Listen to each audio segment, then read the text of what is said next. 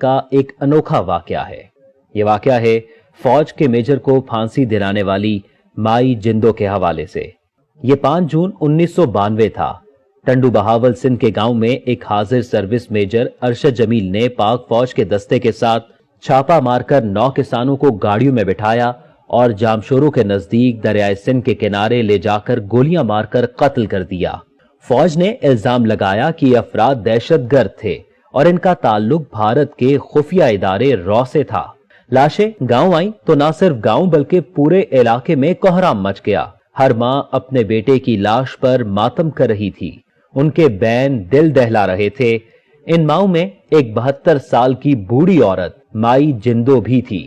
اس کے سامنے اس کے 2 بیٹوں بہادر اور منٹھار کے علاوہ داماد حاجی اکرم کی لاش پڑی تھی، مگر وہ خاموش تھی۔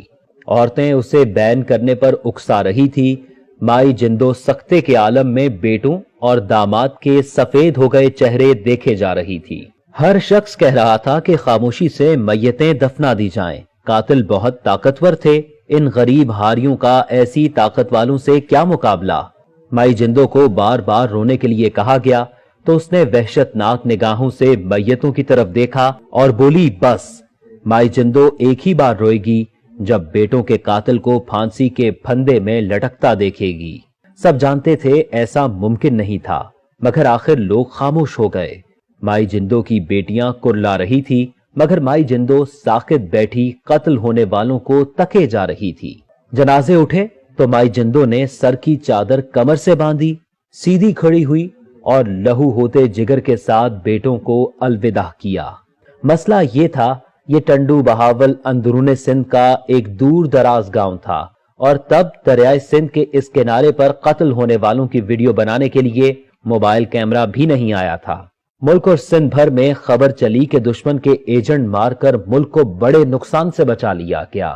جس نے پڑھا، سن کر اس نے شکر کیا۔ جب سارا ملک شکرانہ ادا کر رہا تھا تب مائی جندو نے احتجاجی چیخ ماری۔ اس چیخ نے پرنٹ میڈیا کی سماعتیں چیر کر رکھ دی۔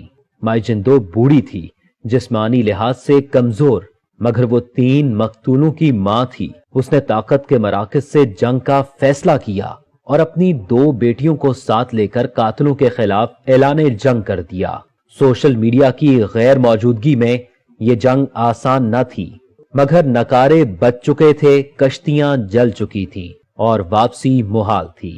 اخباروں اور صحافیوں کے ہمراہ مائی جندو نے اس چیخ کو طاقتی مراکز کے سینوں میں گھونپ دیا۔ پہلی جھڑپ ختم ہوئی اور گر چھٹی تو معلوم ہوا کہ قتل ہونے والے دہشت گرد نہ تھے، بلکہ میجر ارشد جمیل کا ان کے ساتھ زرعی زمین کا جھگڑا تھا، جس کی سزا میں انہیں قتل ہونا پڑا۔ 24 جولائی 1992 کو جنرل آصف نواز اور نواز شریف نے ملاقات کی اور جنرل آصف نواز نے میجر ارشد جمیل کا کورٹ مارشل کرنے کا حکم دے دیا۔ 29 اکتوبر کو فیلڈ جنرل کورٹ مارشل نے میجر ارشد جمیل کو سزائے موت اور 13 فوجی اہلکاروں کو عمر قید کی سزا سنائی۔ میجر نے پاک فوج کے سپہ سالار کو رحم کی اپیل کی، جو 14 ستمبر 1993 کو مسترد ہوئی۔ اس کے بعد رحم کی اپیل صدر فاروق لغاری سے کی گئی، جو 31 جولائی 1995 کو مسترد تو کر دی گئی، لیکن سزا پر عمل درآمد روک دیا گیا۔ اس کے بعد میجر ارشد جمیل کے بھائی کی اپیل پر سپریم کورٹ کے جج سعید الزمان صدیقی نے حکم امتناعی جاری کیا اور سزا روک دی۔ سزائے موت پر عمل نہ ہونے پر 11 ستمبر 1996 کو مائی جندو پھر میدان میں نکلی۔ اس کی 2 بیٹیوں نے حیدرآباد پریس کلب کے سامنے جسموں پر تیل چھڑک کر خود کو آگ لگا لی۔ ان کو نازک حالت میں ہسپتال لے جایا گیا، مگر وہ بچ نہ سکی۔ پورے ملک میں ایک بار پھر کوہرام مچ گیا۔ بالآخر 28 اکتوبر 1996 کو طاقت کی دیواریں مائی جندو کے مسلسل دھکوں کے سامنے ڈھیر ہو گئیں۔ یہ حیدرآباد سینٹرل جیل تھی جب مائی جندو کو پھانسی گھاٹ پر لایا گیا۔ سامنے تختہ دار پر اس کے گاؤں کے 9 بیٹوں کا قاتل میجر ارشد جمیل کھڑا تھا۔ تختہ دار کھینچا گیا تو قاتل میجر ارشد جمیل کا جسم دار پر جھول گیا۔